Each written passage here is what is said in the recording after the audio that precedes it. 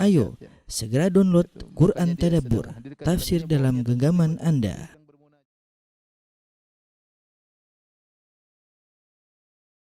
Bismillahirrahmanirrahim.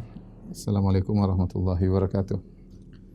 Alhamdulillahi ala ihsanih wa syukru lahu ala taufiqihi wa amtinani wa asyhadu an la ilaha illallah wahdahu la syarika lahu ta'ziman li sya'nih wa asyhadu anna Muhammadan abduhu wa rasuluhu da'ila ridwanih. Allahumma shalli alaihi wa ala alihi wa ashabihi wa ikhwani. Para ikhwan dan akhwat, para pemirsa yang dirahmati oleh Allah Subhanahu wa taala. Kita melanjutkan bahasan kita dari Syarah Al-Aqidah Al-Wasithiyah karya Syekhul Islam Ibn Taimiyah rahimahullahu taala, dan ini adalah bahasan kita terakhir tentang sifat-sifat Allah Subhanahu wa taala. Insyaallah pada pekan depan kita akan masuk pada pembahasan baru, yaitu tentang iman bil yaumil akhir ya. Ini adalah pembahasan terakhir dan ini berkaitan dengan kesimpulan dari apa yang pernah kita jelaskan pada kajian-kajian sebelumnya.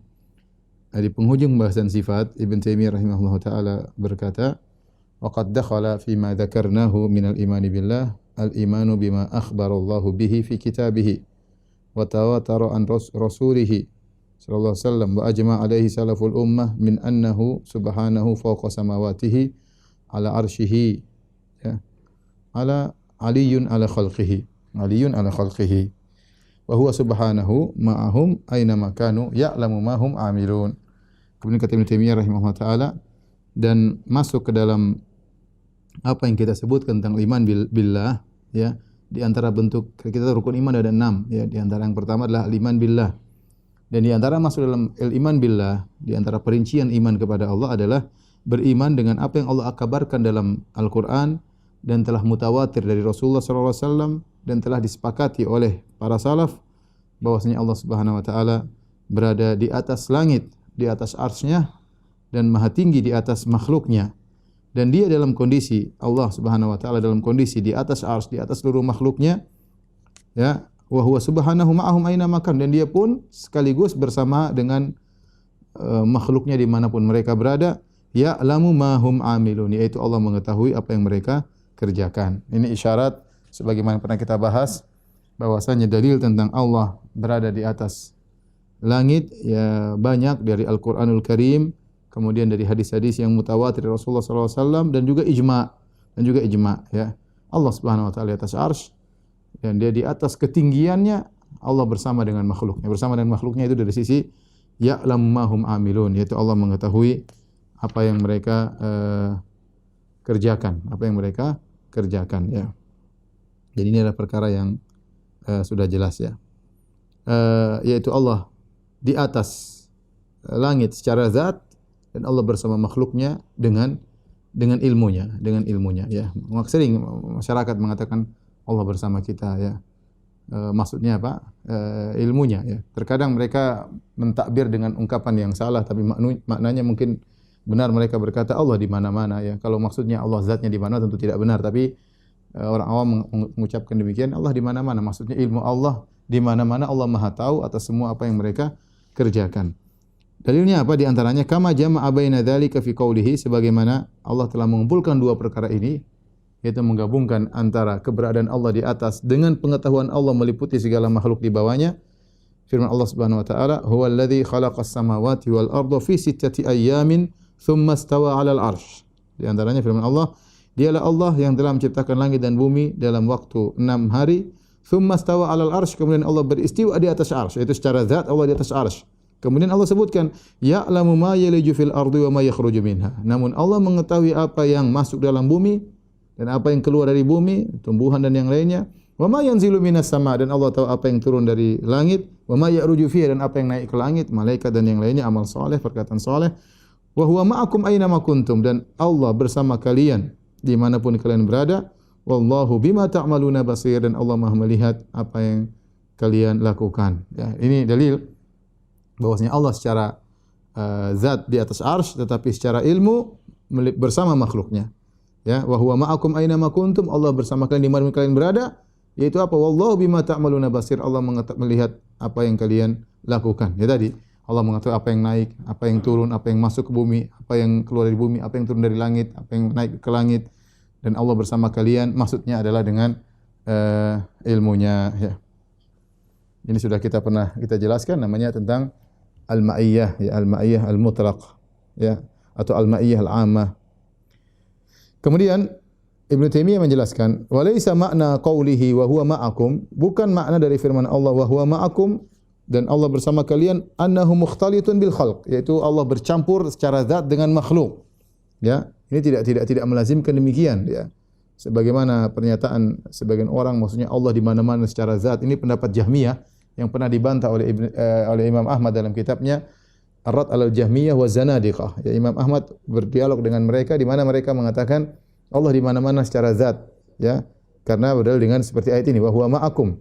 Maka Imam Ahmad menjelaskan bahwasanya ma'akum di sini adalah ilmunya, bukan zatnya. Oleh karenanya bukan makna wa huwa ma'akum, dia bersama kalian, annahu mukhtalitun bil khalq, bahwasanya Allah bercampur baur dengan makhluk, tidak.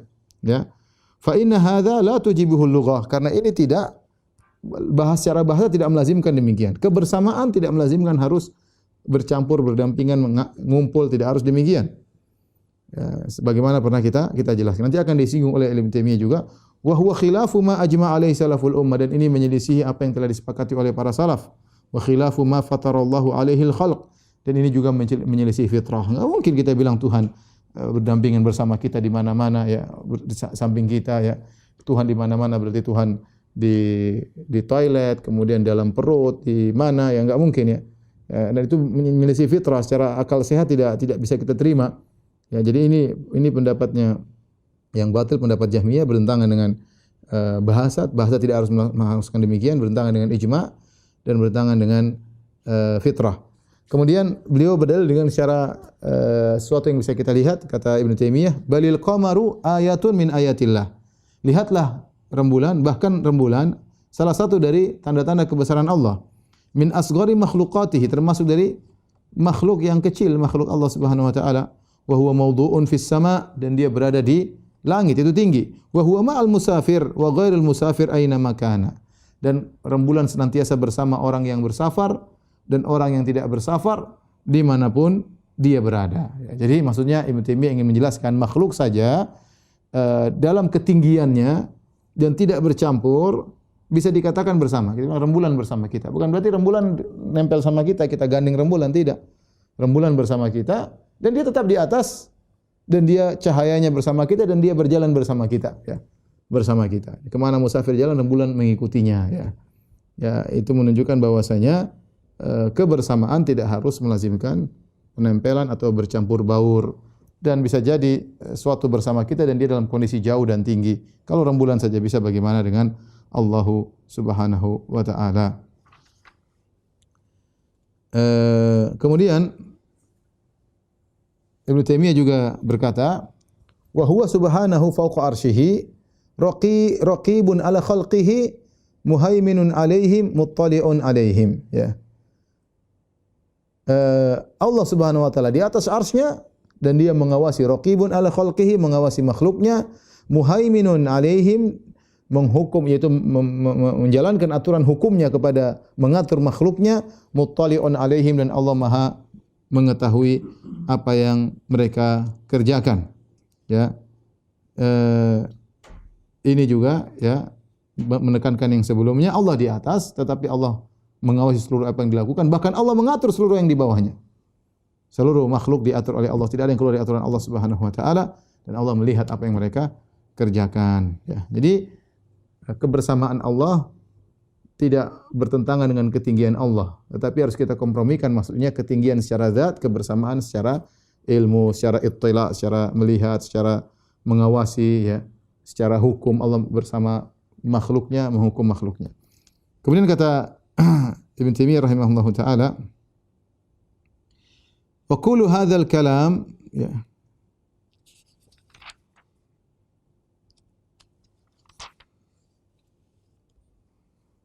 kemudian ila ghairi dzalika min ma'ani rububiyyatihi, termasuk makna-makna yang lain, ya, dari makna-makna rububiyahnya, yaitu Allah Subhanahu wa taala di atas arsy, dan Allah Subhanahu wa taala menjalankan segala makna-makna rububiyah terhadap makhluknya. Karena rububiyah kita katakan maknanya adalah mentarbiyah, mengurusin makhluk, dan itu banyak. Ya, seperti menciptakan, mematikan, menghidupkan, beri rezeki. Sementara Allah di atas. Allah menjalankan seluruh makna rububiyahnya kepada makhluk, ya, mengatur mereka, ya, dan mendengarkan doa mereka, menjawab doa mereka, sementara Allah di atas arsy. Kemudian beliau berkata, Ibnu Taimiyah rahimahullah berkata, "Wa kullu hadzal kalami alladhi dzakarahu Allah min annahu fawqal arsy wa annahu ma'ana haqqun ala haqiqatihi." Dan seluruh perkataan yang tadi Allah sebutkan dalam Al-Quran, bahwasanya Allah di atas arsy dan dia juga bersama kita, semuanya hak, benar, ala haqiqati, dan hak. Dan ini sesuai dengan hakikatnya. La yahtaju ila tahrif, tidak perlu kita untuk mentakwil atau mentahrif. Ini bukan majaz, ini hakikat. Karena bersama tidak melazimkan bercampur, ya. Yang Anda mengatakan Allah bersama makhluk berarti Anda mentakwil, ya. Bersama melazimkan harus bercampur. Enggak benar, secara bahasa kebersamaan tidak harus mencampur, ya. Seperti firman Allah sudah kita jelaskan, wa kunu ma'as shadiqin, bersamalah orang-orang yang jujur. Maksudnya apa? Dalam kejujuran, bukan berarti harus nempel, ya. Ya, warka'u ma'ar raki'in, rukuklah bersama orang yang rukuk. Artinya salatlah, ya. Tidak harus gabung sama mereka, tidak harus berdampingan sama mereka. Ini secara bahasa adalah hakikat. Tidak perlu tahrif, tidak perlu penyimpangan, tidak perlu mentakwil. Kemudian beliau mengingatkan rahimahullahu taala, walakin yusanu 'anil dhununi al-kadzibah. Tetapi ketika Allah berkata Allah di atas arsy atau di atas langit dan Allah bersama kita dengan ilmunya, ini pemahaman ini harus dijaga dari persangkaan-persangkaan yang dusta. Karena ketika kita Allah di atas langit, bisa jadi ada persangkaan-persangkaan dusta yang masuk dalam benak kita. Kata Ibnu Taimiyah, harus dijaga. Jangan sampai kemasukan persangkaan-persangkaan dusta. Misla an yudhanna anna dhahira qawlihi fis sama'i anna sama'a tuqilluhu aw tudhilluhu. Seperti persangkaan dosa tersebut yang salah, seperti menyangka ketika kita mengatakan Allah di atas langit, berarti langit meliputi Allah, menaungi Allah, ya. Meliputi atau menaungi Allah, ya. Ini semua tidak benar, ya. Wa hadza batilun bi ijma' ahli ilmi wal iman. Ini semua batil menurut kesepakatan ulama dan kesepakatan orang-orang yang beriman. Ini semua tidak benar. Kenapa? Karena Allah berfirman, fa inna Allaha qad qala, karena Allah telah berfirman, wasi'a kursiyyuhu samawati wal ard. Bahwasanya kursi Allah meliputi langit dan bumi. Ya. Bagaimana kita mengatakan bahwasanya Allah diliputi oleh langit, sementara kursi Allah meliputi langit dan bumi? Ya. Kursinya Allah meliputi langit dan bumi, bukan kemudian kita mengatakan Allah diliputi oleh langit. Sementara langit terliputi, bukan meliputi kursi, langit terliputi oleh kursi. Ya. Bukan meliputi kursi. Ya. Kalau kursi saja yang kecil di sisi Allah Subhanahu wa taala sudah meliputi langit, bagaimana kemudian kita membayangkan langit meliputi Allah Subhanahu wa taala? Wong kursi aja kecil meliputi langit, bukan dinaungi oleh langit, bukan terliputi oleh langit. Kemudian Allah juga berfirman, ini contoh makhluk Allah kecil saja sudah bisa meliputi langit dan bumi. Demikian juga Allah berfirman, wa huwal ladzi yumsikus samawati wal arda an tazula. Dialah Allah yang telah menahan langit dan bumi, ya, agar tidak hilang, agar tidak bergeser, ya, agar tidak hilang, ya. Wala in zalata in amsakaha min ahadin min ba'di. Kalau seandainya bumi atau langit dan bumi kemudian bergeser, maka tidak ada yang bisa memegangnya setelah Allah Subhanahu wa taala. Jadi langit yang butuh kepada Allah, bumi yang butuh kepada Allah. Makanya Allah yang memegang langit. Kalau Allah tidak pegang langit, langit yang hancur atau langit yang hilang, yang langit bergeser. Bagaimana kemudian kita bilang ada persangkaan dalam benak kita berarti Allah di atas, Allah butuh langit, Allah kecil dinaungi oleh langit. Itu gimana Allah? Allahu Akbar. Jangankan Allah, yang kursi aja meliputi langit, langit tidak mampu meliputi kursi karena langit kecil. Langit kecil, ya. Kemudian juga dalam ayat yang lain, jadi justru langit yang butuh kepada Allah. Langit yang diliputi oleh Allah Subhanahu wa taala. Demikian juga firman Allah, wa yumsikus samaa'a an taqa'a 'alal ardi illa biiznih. Dan Allah yang menahan langit, jangan sampai langit jatuh menimpa bumi illa biizni, kecuali dengan izin Allah Subhanahu wa taala. Ini juga untuk menekankan bahwasanya langit dalam aturan Allah, dalam kuasa Allah, dalam genggaman Allah Subhanahu wa taala. Jangan sampai disangka kalau kita bilang Allah di atas langit berarti langit menaungi Allah Subhanahu wa taala. Ini persangkaan yang dusta, ya. Allah yang berfirman, wa ja'alna samaa'a saqafan mahfudha. Allah menjadikan langit sebagai atap bagi bumi. Kemudian Allah mengatakan, was samaa'a banainaha bi aidi wa inna lamusiun. Kami yang telah membangun langit dan kami dengan kekuatan kami dan kami yang meluaskan langit. Jadi langit yang butuh kepada Allah Subhanahu wa taala. Demikian juga wa min ayatihi an taqumas samaa'u wal ardu bi amrih. Dan di antara tanda-tanda keagungan Allah adalah langit dan bumi tegak dengan perintah Allah. Ini semua dibawakan dalil oleh Ibn Taimiyah untuk membantah persangkaan yang dusta. Seperti saya sering sampaikan, persangkaan Razi, contohnya Razi berkata dalam kitabnya At-Taqdis, dia mengatakan kalau Allah di atas langit atau Allah di atas arsy, berarti Allah lebih kecil daripada arsy, dan kalau arsy jatuh berarti Allah ikut jatuh, berarti Allah butuh kepada arsy. Kalau gitu kita harus takwil, kita bilang Allah tidak di atas arsy. Ini dzunun, persangkaan-persangkaan yang dusta yang tidak layak bagi Allah Subhanahu wa taala. Ya. Ini yang masuk kepada pemikiran ahlu takwil, yang tukang takwil semua masukkan pemikiran seperti ini. Ya, sehingga mereka menolak Allah di atas. Logika mereka salah. Padahal Allah sudah jelaskan bahwasanya langit, justru langit butuh kepada Allah. Gimana kemudian Allah butuh kepada langit? Kalau Allah langit jatuh, Allah ikut jatuh, berarti Allah lebih kecil daripada langit. Ini semua adalah kedustaan. Sering saya sampaikan logika sederhana, bandingkan antara langit dan bumi, bahwasanya bumi di bawah, langit di atas.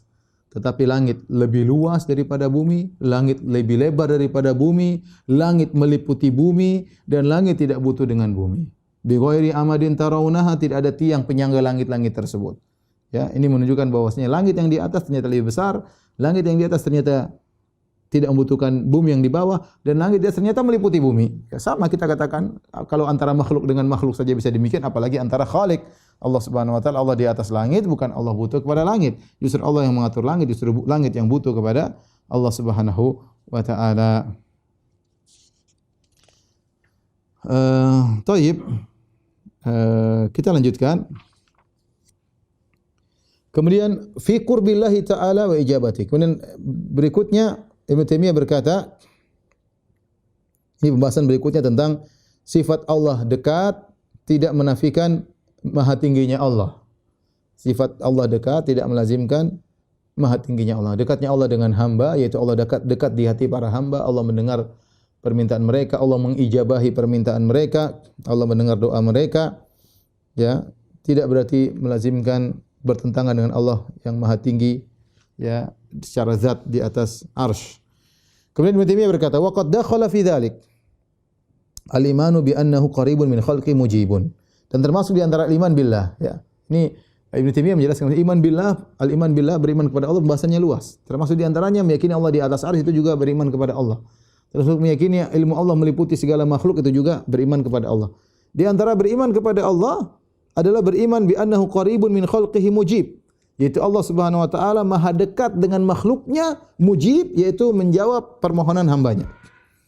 Dalilnya apa? Firman Allah Subhanahu wa taala, wa idza sa'alaka ibadi anni fa inni qarib ujibu da'watad da'i idza da'an.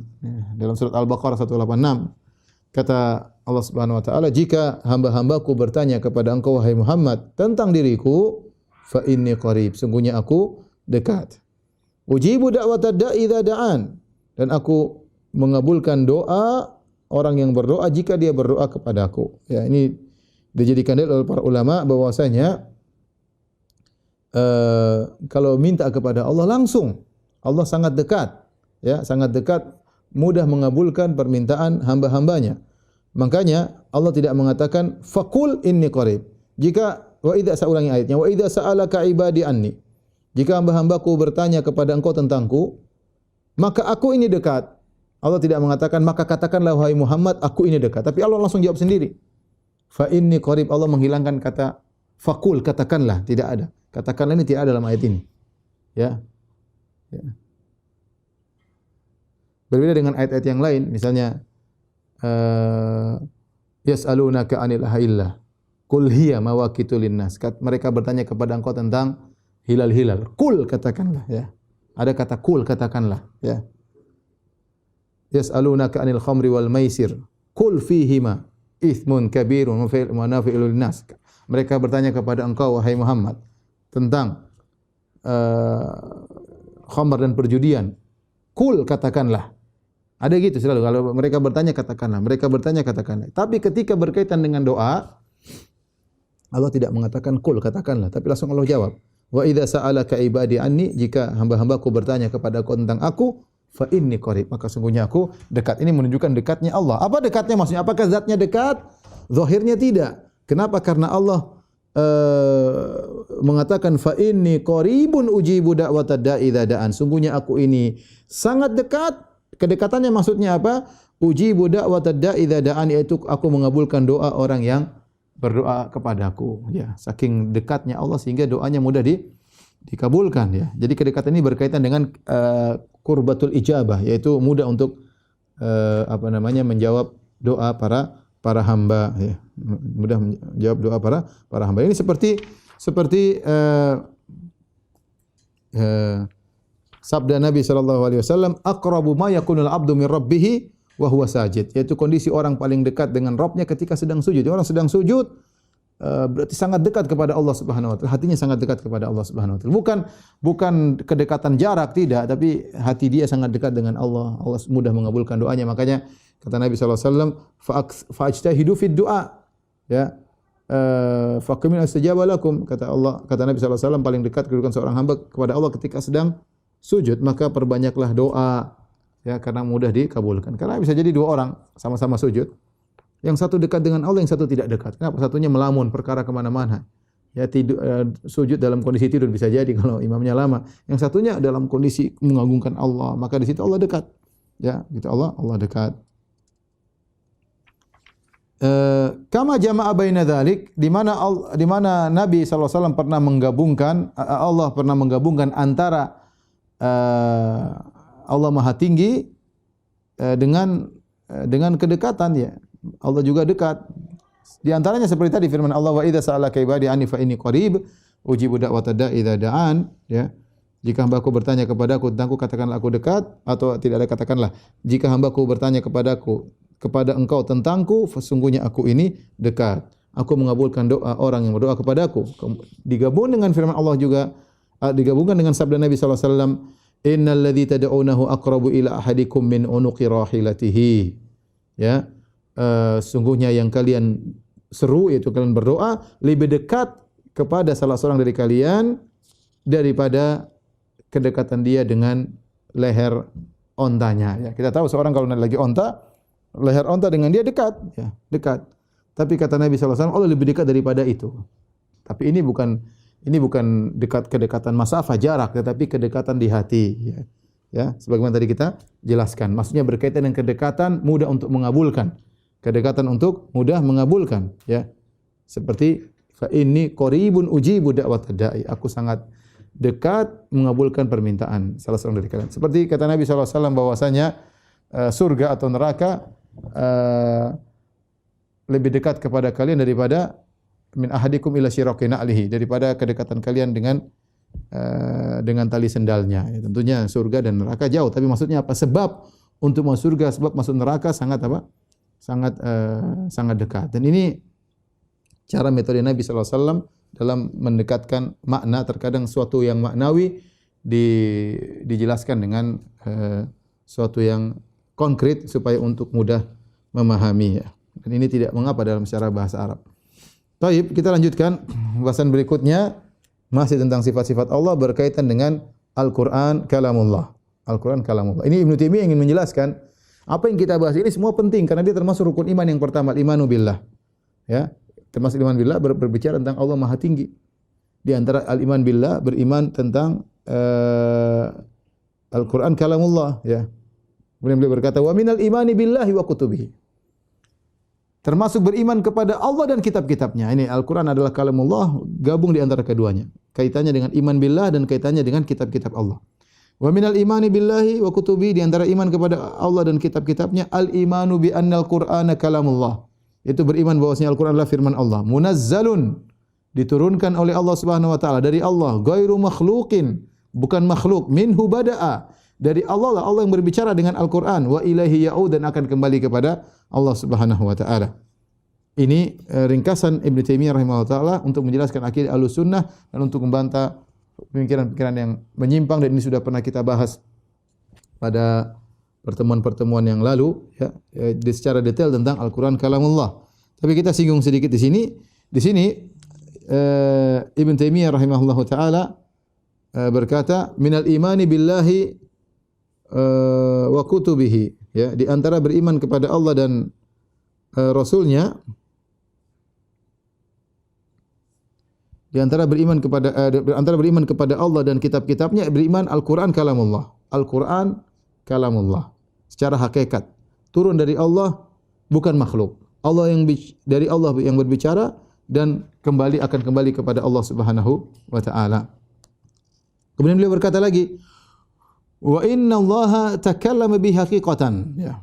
Di antara dalil bahwasanya Al-Qur'an turun dari Allah, banyak ayatnya. Allah berfirman di antaranya, wa innahu latanzilu rabbil alamin. Sungguhnya Al-Qur'an itu turun dari Rabbul Alamin. Nazala bihi Ruhul Amin. Yang malaikat Jibril yang bawa turun, tapi turun dari Allah Subhanahu wa taala. Demikian dalam ayat yang lain, qul nazzalahu Ruhul Qudus min rabbik. Al-Qur'an itu diturunkan oleh Ruhul Qudus, malaikat Jibril dari Allah Subhanahu wa taala. Tanzilul kitabi minallahil azizil hakim. Al-Qur'an itu turun dari Allah yang Maha perkasa lagi Maha bijak. Wa ilahi ya'ud, dan Al-Qur'an akan kembali nanti pada hari kiamat. Al-Qur'an akan diangkat dari dada-dada manusia, dikembalikan kepada Allah Subhanahu wa taala. Kemudian Ibnu Taimiyah berkata, wa anna Allah takallama bi haqiqatan. Al-Qur'an itu Allah bicara langsung secara hakikat. Secara hakikat, ya.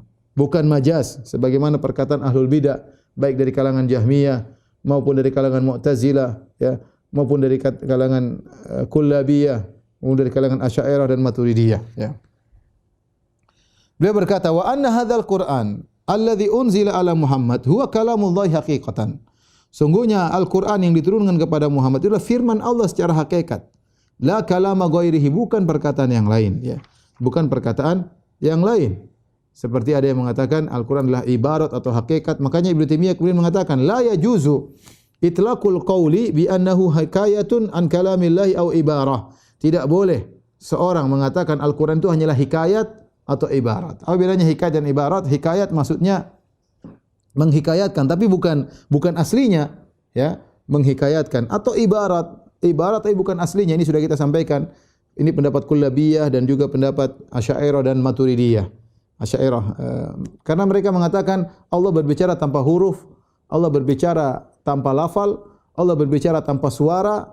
Terus Al-Qur'an ini apa? Kata mereka Al-Qur'an itu hanyalah ibarat. Jadi ibaratnya dari Muhammad atau dari Jibril dibikin ibarat. Allah tidak pernah berbicara Allah bukan itu. Nama Allah namanya kalamun nafsi. Ini sudah pernah kita jelas secara detail dan ini tidak benar.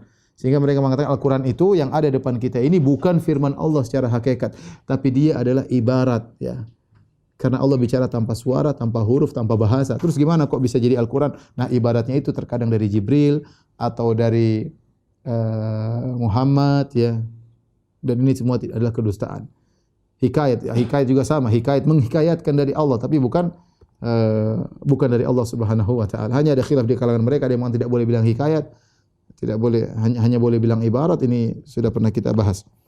Ini semua tidak boleh, dan ini membantah pendapat Kullabiyah, Asy'ariyah dan Maturidiyah. Yang ketiga kelompok ini sepakat Allah tidak berbicara dengan huruf dan makna dan bahasa, tanpa suara, tanpa huruf, tanpa makna, tanpa bahasa. Terus kalamun nafsi, kalam Allah itu suatu zat yang qadim yang tidak pernah berubah. Nah, bagaimana agar kita paham? Maka Muhammad atau Jibril dibuat paham oleh Allah kemudian diibaratkan. Jadi Al-Qur'an depan kita ini bukan firman Allah, bukan, tapi ibarat dari firman Allah. Ini adalah falsafah yang tidak benar, dan ini mengatakan seakan-akan Allah tidak berbicara. Ini kebatilan. Kemudian Taimiyah berkata, bal idza qara'ahun nas, jika dibaca oleh manusia, au katabuhu fil masahif, atau ditulis Al-Qur'an tersebut di mushaf, lam yakhruj bidzalika an yakuna kalam Allah taala haqiqatan. Ya, kalau ternyata dibaca, misalnya saya baca alif lam mim dzalikal kitabu la raiba fi, tetap saja yang saya baca ini firman Allah. Meskipun saya baca dengan suara saya, meskipun saya baca dengan lisan saya, yang saya baca ini adalah firman Allah. Tidak dikatakan firmannya Firanda, tidak, tetap firman Allah. Atau saya tulis dalam Al-Qur'an, dalam lembaran alif lam mim dzalikal kitab, tetap saja yang saya tulis ini firman Allah Subhanahu wa taala, ya. Sama misalnya saya mengatakan misalnya saya mengatakan perkataan Imam Syafi'i, ya, misalnya saya mengatakan mihanuz zamani katsiratun la tanqadi wa sururuhu ya'tika kal a'yadi. Sungguhnya ujian-ujian kehidupan itu datang terus-menerus silih berganti, dan kesenangan datang dalam kehidupan ini hanya sesekali. Ini perkataan Imam Syafi'i, meskipun saya ngomong tapi orang tahu itu perkataan Imam Syafi'i rahimahullahu taala, ya. Orang tahu itu perkataan Imam Syafi'i rahimahullahu taala ya. Seperti itu. Misalnya dulu ada ada puisi yang terkenal apa? Aku jika tiba waktuku, ya, aku mau tak seorang pun yang bertanya atau yang bagaimana, saya lupa lah. Apa Khairil Anwar atau siapa saya lupa ya. Ya Khairil Anwar zaman-zaman dulu. Meskipun Firanda yang ngomong, orang tahu itu perkataannya Khairil Anwar. Saya ngomong, mungkin orang kedua ngomong, orang ketiga ngomong, tapi orang tahu ini perkataannya Khairil Anwar ya, atau pujangga yang lain saya lupa ya. Nah, contoh ya.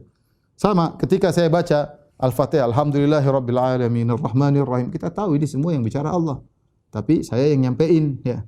Jadi Al-Qur'an itu dibaca oleh orang atau ditulis dalam lembaran, tetap saja itu Al-Qur'an adalah kalamullah. Kemudian fa innal kalama innama yudhafu haqiqatan ila man qalahu mubtadi'an la ila man qalahu muballighan muaddiyan. Kenapa? Karena kalam itu disandarkan kepada yang pertama kali ngomong, bukan disandarkan kepada muballigh yang menyampaikan, ya, yang mengulangi penyampaiannya. Ya. Aku jika tiba waktuku, ya, ku mau tak seorang pun yang mengadu, tidak juga engkau. Ya, itu perkataan siapa saya lupa ya. Pujangga, seorang pujangga. Meskipun saya yang ngomong, tapi bukan perkataan saya, ini perkataan pujangga yang pertama kali buat Khairul Anwar atau yang lainnya. Ya, seperti itu. Ya. Tadi seperti perkataan Imam Syafi'i, mihanuz zamani katsiratun la tanqadi wa suruh ya'tika kal ayadi. Ya, ujian-ujian kehidupan datang tidak terputus-putus dan kesenangan datang sesekali ya. Maksud saya ngomong, orang tahu bukan perkataan saya. Itu perkataan Imam Syafi'i. Meskipun saya tulis, orang tahu itu perkataan Imam Syafi'i. Jadi tidak disandarkan kepada saya yang menyampaikan, tapi disandarkan kepada pengucap yang pertama. Ya. Wa huwa kalamullahi hurufuhu wa ma'anihi. Dan firman Allah itu ada huruf-hurufnya, ada makna-maknanya. Walaysa kalamullahi al-hurufu dunal ma'ani. Bukanlah firman Allah itu sekedar huruf tanpa makna. Salah. Ya. Walal ma'ani dunal huruf. Bukan juga hanya sekedar makna tanpa huruf. Ya. Allah firman-Nya disertai dengan huruf dan makna. Ya, ini menjelaskan tentang akidah Ahlussunnah wal Jamaah, ya, bahwasanya firman Allah Subhanahu wa taala itu dengan huruf. Allah bicara dengan suara, didengar oleh Nabi Musa, didengar oleh Nabi Muhammad sallallahu alaihi wasallam, ya, dengan huruf, dengan bahasa yang Allah kehendaki, dan itulah kesempurnaan firman Allah. Allah berbicara dengan bahasa yang Allah kehendaki, dengan topik yang Allah kehendaki, kepada siapa Allah kehendaki, kapan Allah kehendaki, terserah Allah karena Dia adalah Maha berbicara. Itulah Allah Subhanahu wa taala. Jangan terjebak dengan filsafat-filsafat orang-orang yang mengingkari hakikat kalamullah Subhanahu wa taala.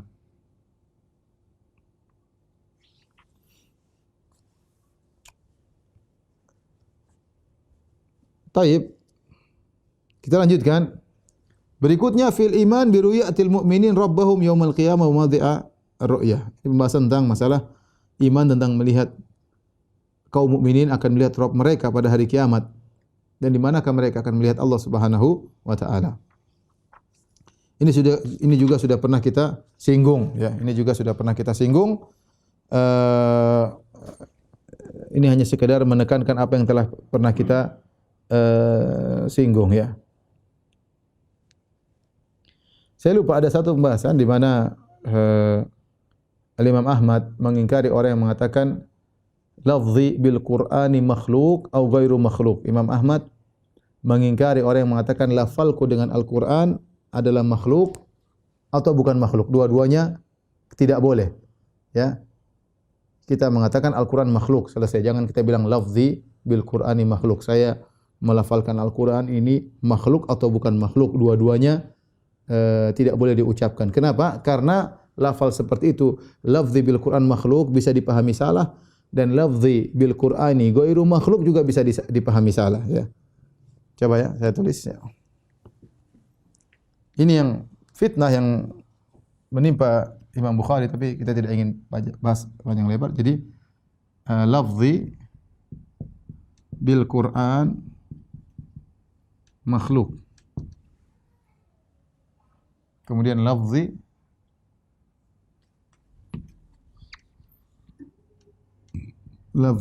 bil Qur'an ghairu makhluk. Ya, pertama di atas adalah pelafalanku dengan Al-Quran adalah makhluk. Kemudian yang kedua, pelafalanku dengan Al-Quran bukan makhluk. Sebenarnya ini tidak muncul kecuali akibat pertanyaan ahlul bidah. Ya, ahlul bidah, Anda mengatakan Al-Quran itu makhluk. Taib, kalau seorang baca Al-Quran, kan lafalnya makhluk atau bukan? Kata Anda, kalau Al-Quran bukan makhluk. Bukan makhluk. Ya. Taib, kalau kita lagi baca Alif Lam Mim, kan suara saya, suaranya Firanda. Terus bagaimana? Akhirnya ada yang jawab, lafzi bil Qur'ani makhluk. Oh, lafalku makhluk, tapi yang dibaca bukan. Ada yang mengatakan lafzi bil Qur'an ghairu makhluk. Yang saya lafalkan bukan makhluk. Ya. Dua-duanya dibenci oleh Imam Ahmad. Kenapa? Karena dua-duanya bisa disalahpahami. Ya. Pelafalanku dengan Al-Quran adalah makhluk. Ya. Benar. Ya, jika yang dimaksud adalah suara sang qari.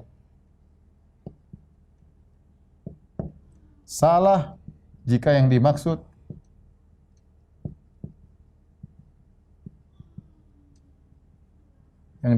adalah yang dibaca. Ya. Jadi kalau kita bilang lafzi bil Quran makhluk, ada dua kemungkinan. Lafzi ini maksudnya apa? Lafzi ini maksudnya apa? Ini ada dua kemungkinan. Pelafalanku ini maksudnya apa? Apakah maksudnya suara sang qari atau yang sedang dibaca Al-Fatihahnya atau suara yang baca Al-Fatihah? Kalau yang dimaksud dengan lafalku adalah suara sang qari, maka benar lafal ini makhluk karena suara makhluk. Tapi kalau yang dimaksud adalah yang dibaca surat Al-Fatihahnya, maka salah karena surat Al-Fatihah bukan makhluk tapi dia kalamullah. Sehingga mengandung dua kemungkinan. Maka tidak boleh kita mengucapkan lafal ini karena bisa disalahpahami. Sama kemudian yang kedua juga, lafzi bil Quran ghairu makhluk sama. Ya. Ghairu makhluk, bukan makhluk. Apa maksudnya? Pelafalanku dengan Al-Quran makhluk. Pernyataan ini adalah benar, ya, jika yang dimaksud, kebalikannya tadi, yang dimaksud adalah yang dibaca, yaitu Al-Fatihahnya misalnya. Al-Fatihahnya misalnya.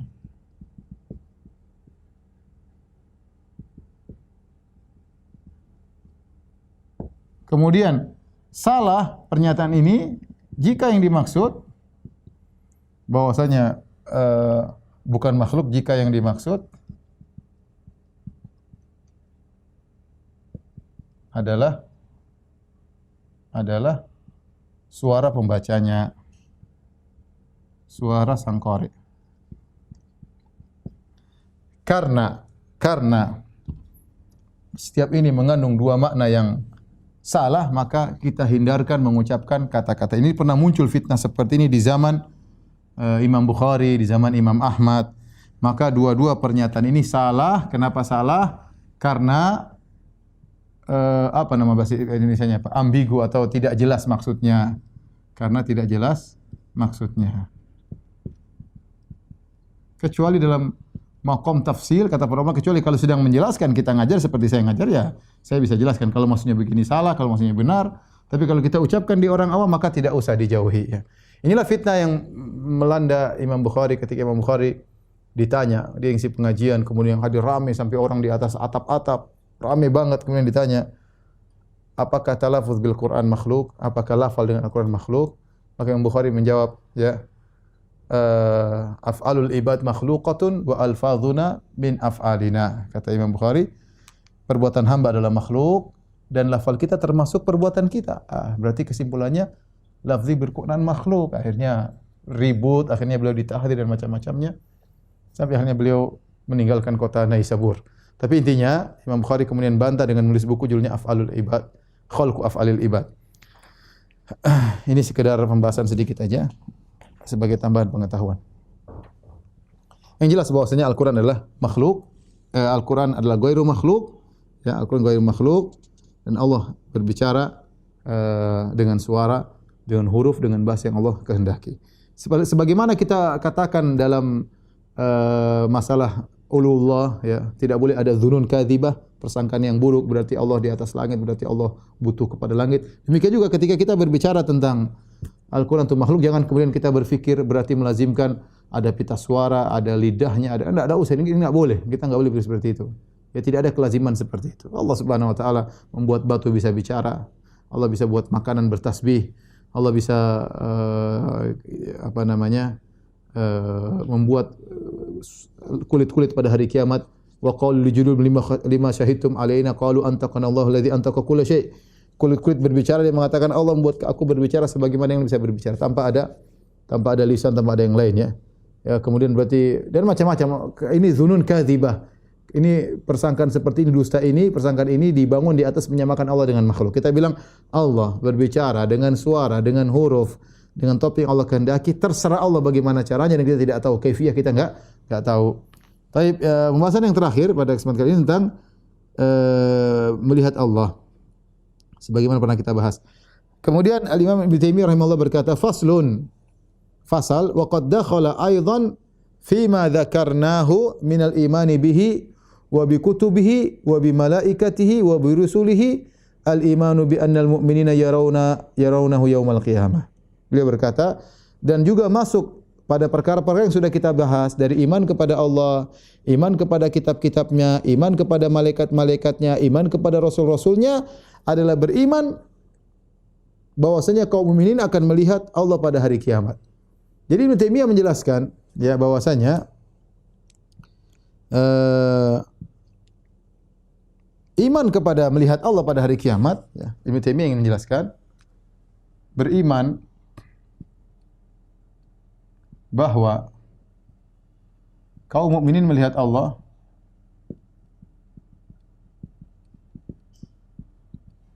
pada hari kiamat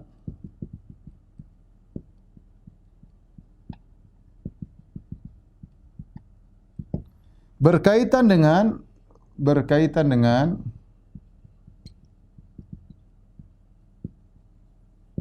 iman kepada Allah,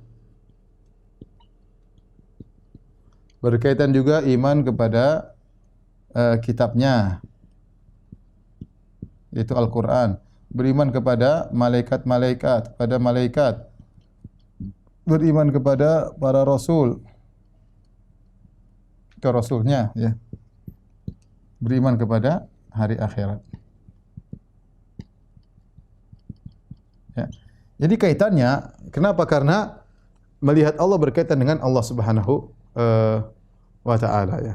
Beriman dengan kitabnya karena kitabnya yang mengabarkan bahwasanya Al-Quran, bahwasanya Allah akan dilihat pada hari kiamat kelak. Beriman kepada malaikat karena meyakini malaikat yang turun kitab tersebut.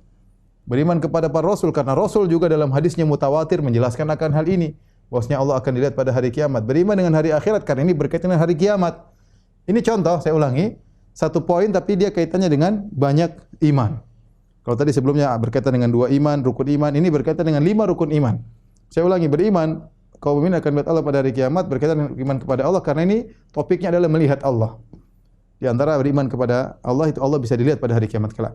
Berkaitan dengan kitabnya karena dalil-dalil dalam Al-Qur'an menunjukkan Allah bisa lihat pada hari kiamat. Berkaitan dengan malaikat, ya karena malaikat yang menurunkan Al-Quran dari Allah, ya, kita beriman akan hal tersebut. Beriman kepada Rasul, di antara Rasulullah SAW mengabarkan secara mutawatir bahwasanya Allah akan lihat pada hari kiamat. Beriman dengan hari akhirat karena ini terjadi pada hari kiamat. Ya, ini contoh, maksudnya satu topik berkaitan dengan 5 rukun iman. Kemudian beliau berkata,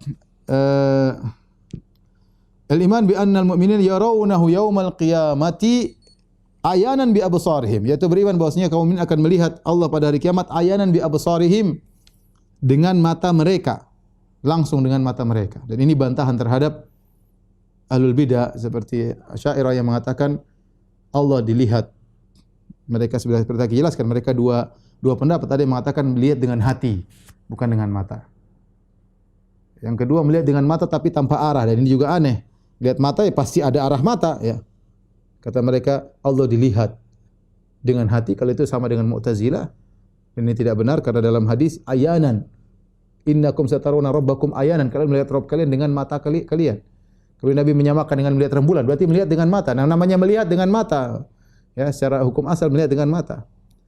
Kemudian mereka bilang iya dengan mata tapi tanpa arah. Lah gimana mata melihat tanpa arah? Namanya mata pasti mengarah, pasti ada yang dilihat arahnya.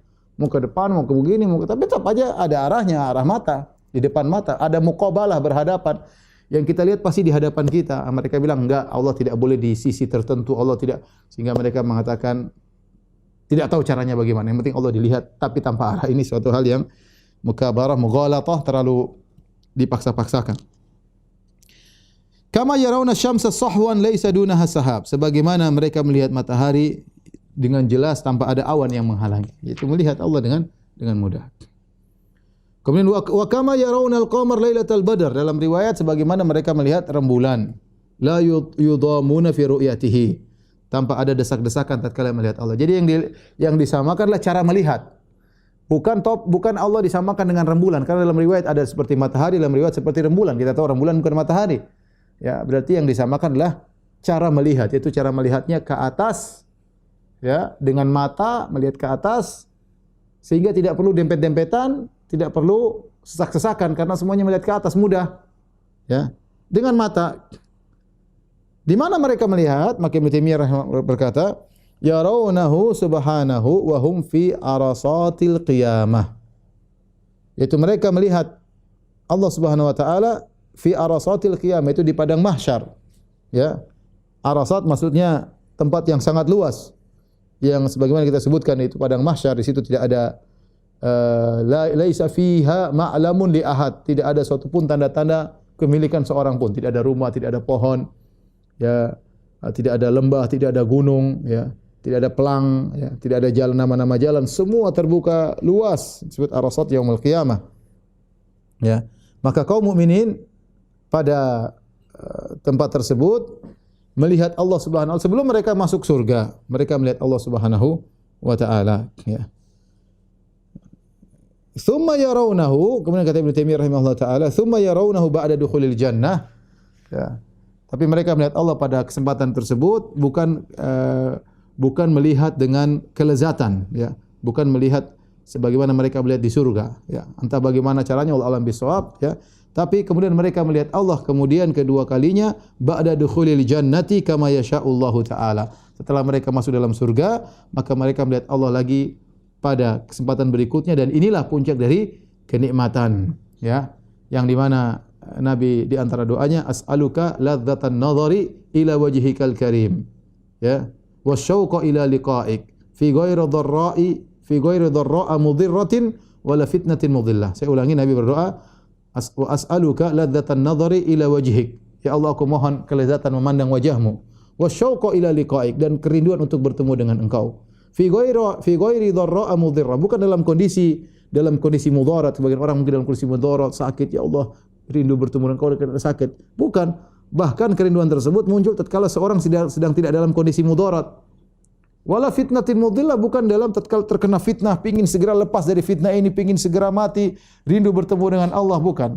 Ya, itu juga kita berusaha rindu kepada Allah dalam setiap kondisi, tapi bahkan bukan dalam kondisi sulit saja kita rindu kepada Allah, dalam kondisi lapang, dalam kondisi sehat, bukan dalam kondisi mudarat, tetap rindu untuk melihat wajah Allah, rindu untuk bertemu dengan Allah Subhanahu wa taala. Kenapa? Karena itu puncak dari kelezatan. Kata Ibnu Qayyim rahimahullahu taala, jika seorang sudah melihat puncak kelezatan, yaitu melihat wajah Allah Subhanahu wa taala, akan melupakan dia daripada nikmat-nikmat yang lain. Oleh karenanya disebut dengan ziyadah, tambahan.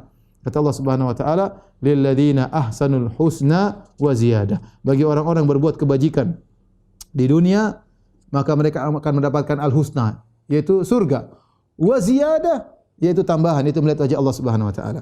Dan Ibnu Rajab Al-Hambali ketika mensyarah hadis Jibril tentang ihsan, anta'budallaha ka'annaka tarahu fa illam takun tarahu fa innahu yarak.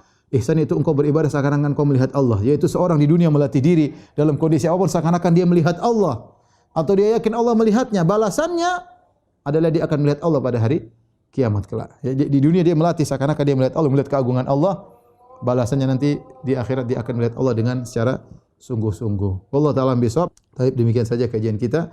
Insyaallah kita lanjutkan pada pertemuan pekan depan tentang al-iman bil yaumil akhir. Wabillahi taufiq wal hidayah. Assalamualaikum warahmatullahi wabarakatuh.